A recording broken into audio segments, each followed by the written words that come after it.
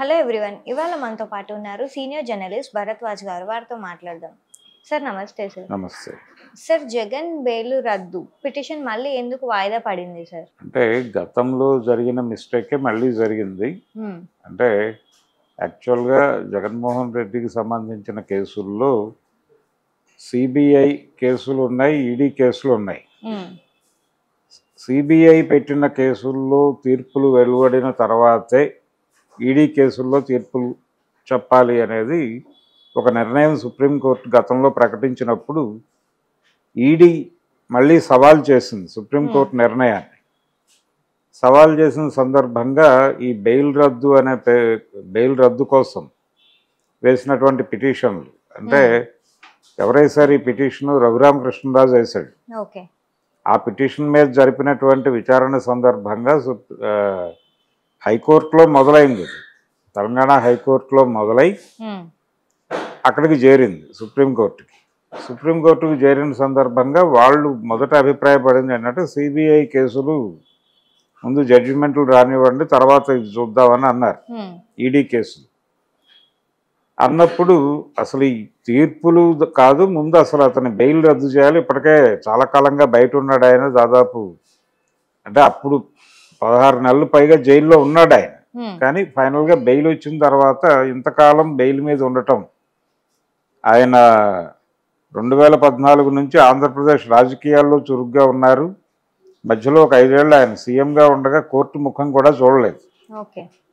కాబట్టి ఆయన బెయిల్ రద్దు చేయాలి, రద్దు చేసి విచారణను వేగవంతంగా పూర్తి చేసి ఆయనకు శిక్ష పడటమో లేదు కేసులు కొట్టేయటం, ఏదో ఒక నిర్ణయం జరగాలి అనే ఉద్దేశంతో ఈ పిటిషన్ దాఖలు చేశాడు ఆయన. ఉండి ఎమ్మెల్యే రఘురామకృష్ణరాజు ఇప్పుడు కాదు, గతంలో ఎప్పుడోనే దాఖలు చేశాడు. అది నడుస్తోంది. అయితే గతంలో దీని మీద ఒక డెసిషన్ తీసుకోవాల్సిన సందర్భం వచ్చినప్పుడు justice Sanjay Kumar not before me అన్నాడు ఆయన. అనడంతో అది ఆగిపోయింది, వాయిదా పడింది.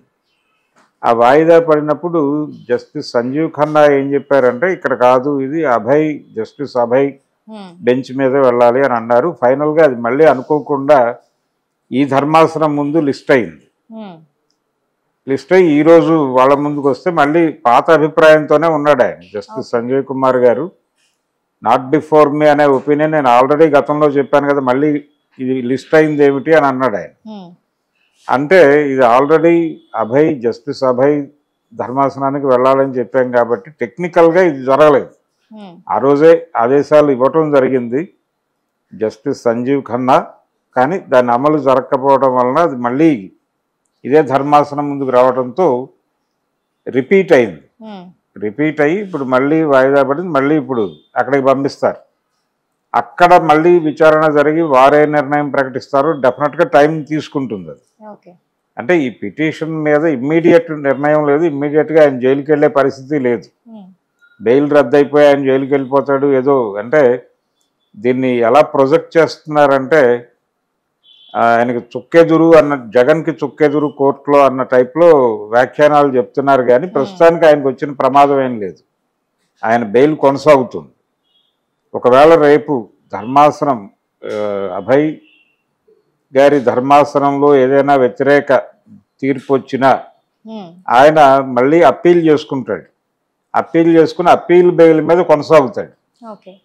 కాబట్టి అంతిమ నిర్ణయం సీజే నుంచి అంతిమ నిర్ణయం వచ్చే వరకు పోరాడేటువంటి ఛాన్స్ ఉంది ఆయన. రెండోది సిబిఐ కేసులు తేలాలి, ఆ తర్వాత ఈడీ కేసుల్లో జడ్జిమెంట్లకి నేను సహకరిస్తూనే ఉన్నాను కదా, కోర్టుకు వస్తానని చెప్తాడు ఆయన. అంటే గతంలో కోర్టుకు రాకపోవడానికి 5 ఏళ్ల పాటు కోర్టుకు రాకపోవడానికి నేను ముఖ్యమంత్రిగా ప్రజాక్షేత్రంలో తలమునకలై ఉండటం చేత నాకు ఎగ్జంప్షన్ ఇవ్వండి అని ఆయన కోరుకున్నాడు. ఆ ఎగ్జంప్షన్ అధికారికంగా మంజూరైన తర్వాతే కోర్టుకు గైర్హాజరు అవటం మొదలుపెట్టాడు ఆయన. పైగా కోర్టుకు వస్తే దాదాపు నేను కోర్టుకు వస్తే 60 లక్షలు ఖర్చు అవుతుంది అనే మాట కూడా చెప్పాడు ఆ రోజున. ఆ ఖర్చు నివారించడానికి నేను కోర్టుకు రావడం లేదు అని.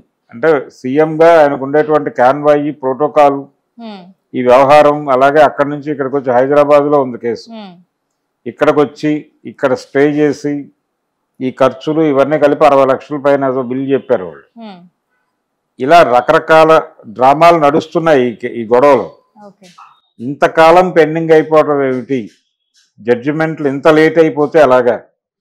అంటే ఏదైనా ఒక కేసులో ఒక తీర్పు ఆలస్యం అయితే ఒక రకంగా న్యాయం జరగనట్టుగానే భావించాల్సి ఉంటుంది అనే అభిప్రాయం ఉంది. ఇది కోర్టు కూడా చాలా సందర్భాల్లో అభిప్రాయపడింది. అందుకని సత్వర తీర్పు కోసం డిమాండ్ చేస్తున్నారు. ఆ సత్వర తీర్పు వెలువడి అంటే ఒకటి కోర్టు డెసిషన్ ప్రకటించాలి, ఆయనకు బెయిల్ రద్దు చేయడం కుదరదు అంటే వైలేట్ చేయలేదు కదా ఆయన దేన్ని అని. బెయిల్ ఇచ్చినప్పుడు ఏవైతే వాళ్ళు మార్గదర్శకాలు చెప్పారో బెయిల్ ఆర్డర్లో వాటికి లోబడే జగన్ వ్యవహరిస్తున్నాడు కాబట్టి బెయిల్ రద్దు చేయాల్సిన అవసరం లేదు.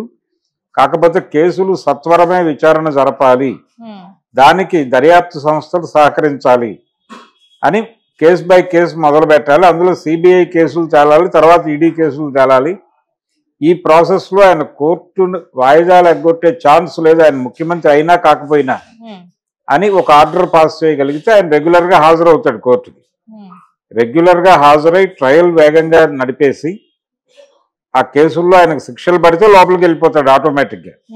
ఒక కేసులో శిక్ష పడిన లోపలికి వెళ్ళిపోతాడు, లోపల నుంచి ఆయన మీద విచారణ జరుగుతుంది మిగిలిన కేసుల్లో. అందుకని కోర్టులు ఈ కేసు విషయంలో కొంచెం ప్రత్యేక శ్రద్ధ తీసుకోవాలి అనేది అయితే చాలా అత్యవసరంగా కనిపిస్తోంది. అందుకని అంటే దీని మీద ఎక్కువ కాలం లాగటం కూడా మంచిది కాదు. ఎందుకు మంచిది కాదంటే న్యాయం ఆలస్యం అవటం అంటే న్యాయం జరగకపోవటమే అని భావించాల్సి ఉంటుంది కాబట్టి. Okay sir, thank you.